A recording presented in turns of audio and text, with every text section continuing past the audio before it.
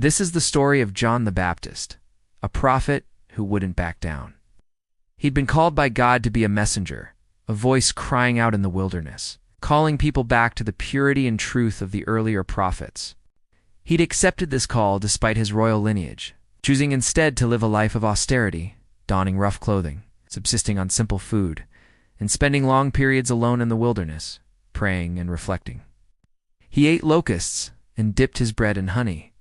That's what he ate. This was his idea of luxury. But the world he lived in wasn't so simple. King Herod Antipas ruled over Galilee, and he'd recently married a woman named Herodias, the former wife of his brother, a marriage that went against Jewish law and tradition.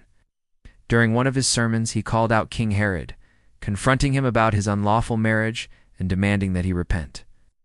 Perhaps he feared the repercussions. Perhaps he had a shred of respect left for the man. Still, he couldn't have guessed the depth of the plot, the lengths to which their hatred had driven them. Promised to grant her wish, anything to see another dance from her. But he never imagined that she would ask for John the Baptist's head.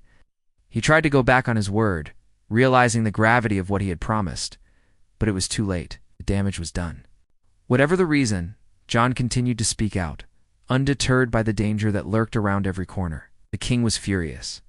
To him, John had become a threat, an annoyance that needed to be silenced. The crowd watched in stunned silence as blood flowed freely from the stump. Where once the head of the fearless prophet had rested, as the executioner approached, he didn't flinch. Instead, he looked upon them with a deep sense of sorrow.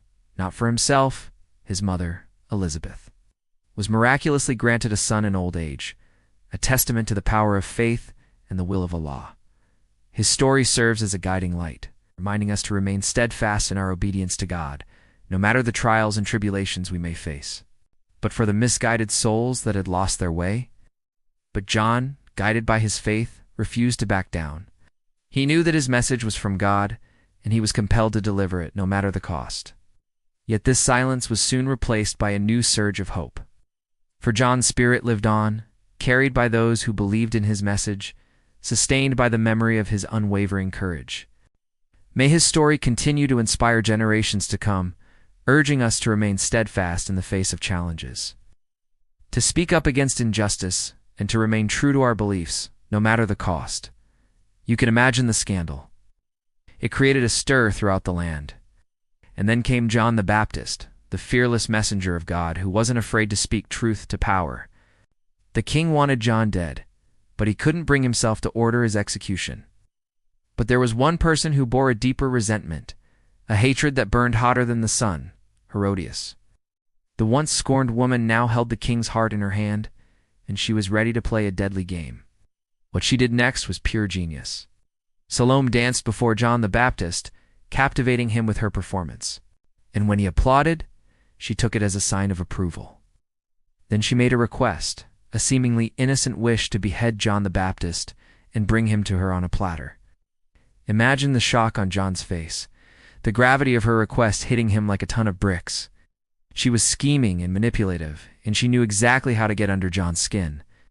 One day, she sent her daughter Salome, a young woman known for her beauty and grace, into the wilderness to find John. Yet he didn't hesitate. He knew that she was merely a pawn in this twisted game, a tool being used by her mother to carry out their sinister plan. The girl approached the king and told him about John's supposed approval. Now Herod was in a tough spot. He liked the girl. And as John the Baptist stood before him, awaiting his fate, he knew that his time had come. With a final glance at the assembled crowd, John the Baptist gave his head to the executioner, his body remaining serene even in death. They say that after John's death, a deep silence fell over the land. A moment of quiet reflection and remembrance for a man who dared to stand up against tyranny. For Muslims, Prophet Yahya is revered as a gentle and pure soul, a child blessed by God from the moment he was born. So whether you knew him as John the Baptist or Prophet Yahya, one thing remains constant: his unwavering commitment to his faith, his fearlessness in the face of adversity, and his ultimate sacrifice.